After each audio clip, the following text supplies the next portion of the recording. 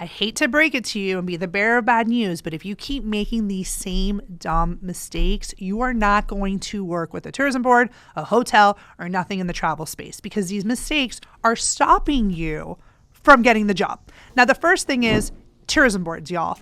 Let me explain to you. This is a country. This is not a pair of sunglasses, okay?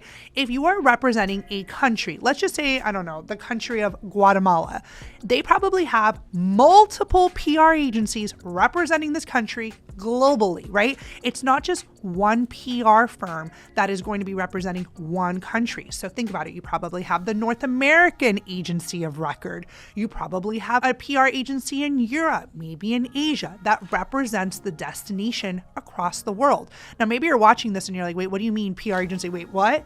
So when you're pitching tourism boards, you got to pitch to their PR agency because that is who represents them. They are getting paid to deal with media and to deal with the influencer requests that come through. So that's probably the biggest game changer is once you understand, wait a second, I want to work with these tourism boards, I got to go to the source, not the country. You're going to the agency, and there's multiple agencies around the world. I'll tell you an example. I was working with the tourism board once. There was a creator out in Europe. She was amazing, millions of followers.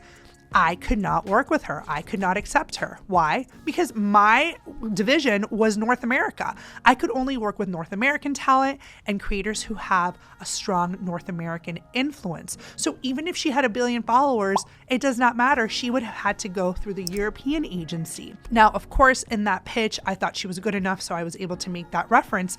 But sometimes agencies don't talk. Like you'll have the North American agency and then the European agency or the agency that represents the Latin American division, and those agencies are not talking. So then the creator gets ghosted and they don't know why. Well, this is why, because you are not reaching out to the correct agency when trying to pitch this partnership. So many people want to work with tourism boards, and I get it. There's like something that is just exciting and validating about working with a destination, especially if you love travel. But here's the thing. You cannot be pitching influence if you don't have it. And that's just the bottom truth. You can pitch content. You can pitch blog articles, you can pitch short form video, you can pitch UGC content, all of that. Content's great. Content doesn't require following. But if you're sending a pitch and you have 2,000 followers and you're like, hey, tourism board, I want to post on my page, why would they want to work with you when they can work with someone who has 20,000, 40,000, 100,000 followers? Again, they may want to work with you. You know why? For your content, because that does not have a follower count limitation. So just know what to pitch. A lot of times, again, creators are pitching influence when they don't have it.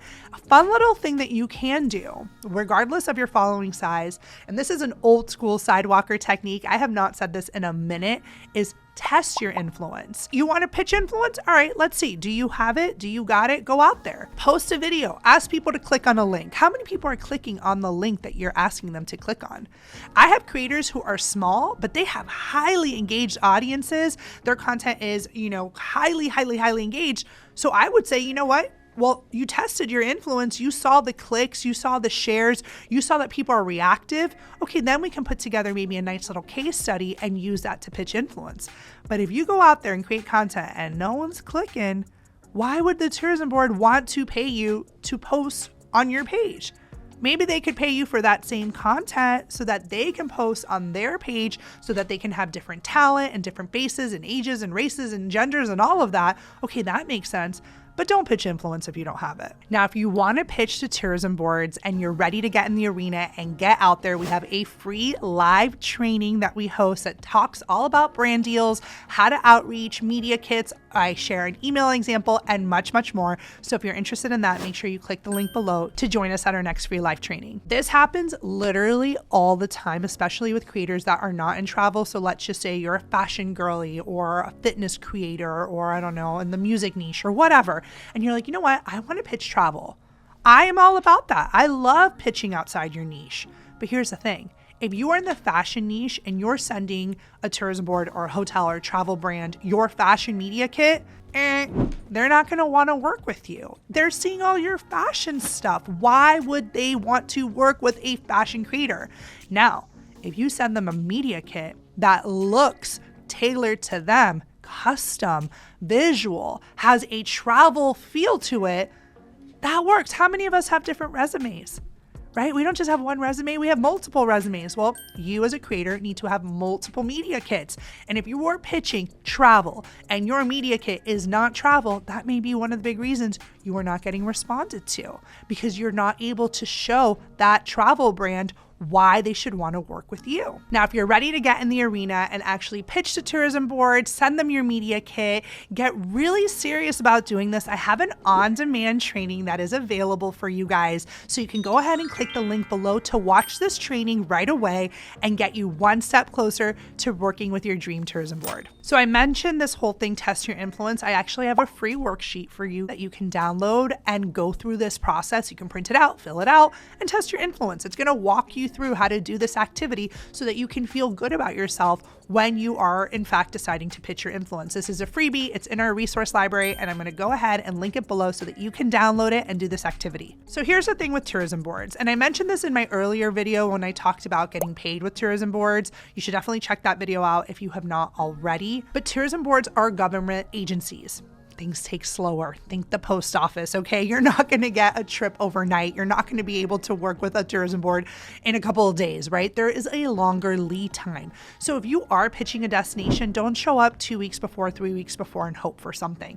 Now, I am team shoot your shot regardless. Like, I'll tell creators, listen, you never know, you may as well. But if you're doing this professionally, you want to give enough lead time to the partner to respond to you. You have to follow up with them. You're probably gonna have to get on a call, plan out your itinerary. I mean, there's so many little moving parts. These things take time.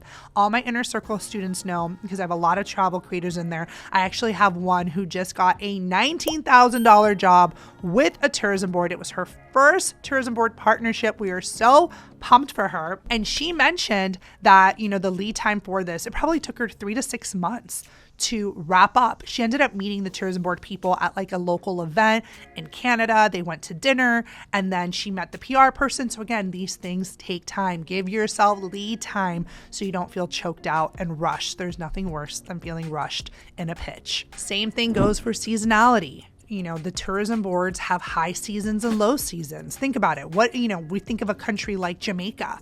Their high season is winter because you got all the snowbirds coming to, a hot, beautiful climate. They want to be there in December, January, February. These are busy seasons. So do you think you should be pitching them at their busiest time? Probably not, right? You could be the best creator in the world, someone everyone wants to work with. Hey, if there's no vacancy, there's no vacancy. I remember being on the hotel side and having this amazing creator. She pitched us on holiday, I don't know, July 4th or something. It was the biggest time for this hotel. I was like, oh my gosh, I wish we could work with her. There's nothing we can do. So think about holidays, think about seasonality. These are all things that are affecting the yes or no. And if you are not following up, the money is in the follow-up. You are missing out. I am talking 2 to 3 follow-ups, even getting on LinkedIn and following up again. Don't be afraid. You are not bothering them. You're actually helping these PR people do their job. So don't be afraid to follow up and don't be afraid to put yourself out there. I hope that you learned from these mistakes so that you can get your emails read, that you can get your pitches read, and that you can get closer to working with these tourism boards. You have what it takes, but don't let these mistakes hold you back so that you can actually get out there, put yourself in, and start getting some yeses to your pitches. I hope you guys enjoyed this video. Let me know in the comments below, and I will see you in the next video.